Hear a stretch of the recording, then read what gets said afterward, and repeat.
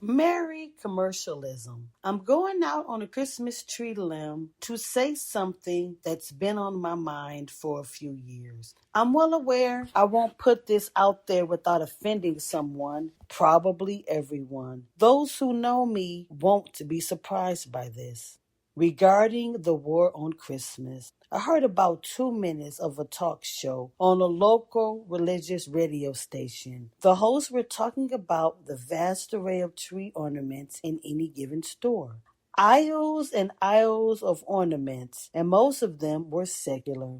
Oh my, their voices were hushed and serious. The lady sounded as if she was on the edge of tears. It was a travesty. Snoopy, baseball, elves, Santa. Shocking. 40 years ago, the Christian community started pushing back against the rapid commercialism that consumes this season. The reason for the season, buttons became popular. The years went by and the rhyme moved on to shirts, cards, and pins, stationaries, and yes, tree ornaments.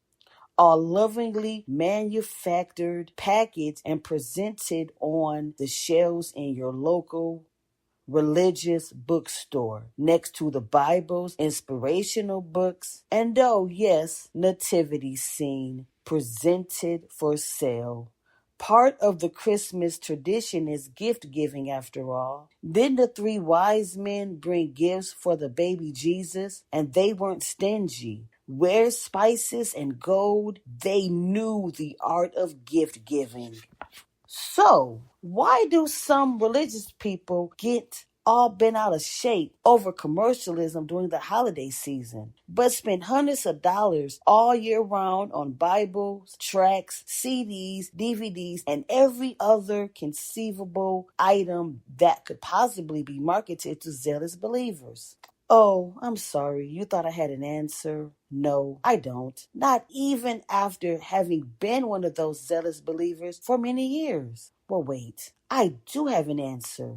Dare I say it? Hypocrisy. Tell me the truth. Why did Jesus take a whip and flog the money changers right out of the temple courtyard? Because those men were putting a price on God's redemption. He said, "You've turned my father's house into a den of thieves." Strong words and kind of a scary scene from someone we taught was meek and mild, a gentle soul.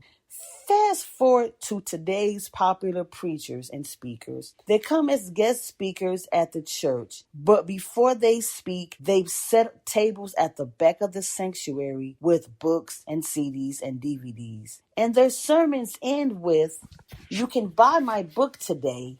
It will share the secrets of prosperity for God's people," or something like that. Well, he certainly found his secret for prosperity. So, in the face of this rampant religious commercialism, which Christians' own Savior condemned, we secular, evil folk are undermining the word and blaspheming the Savior by commercializing the commemoration of his birth. It's a plot to turn the eyes and hearts of the world away from God by splurging his holy holiday. Really? Could it be Satan?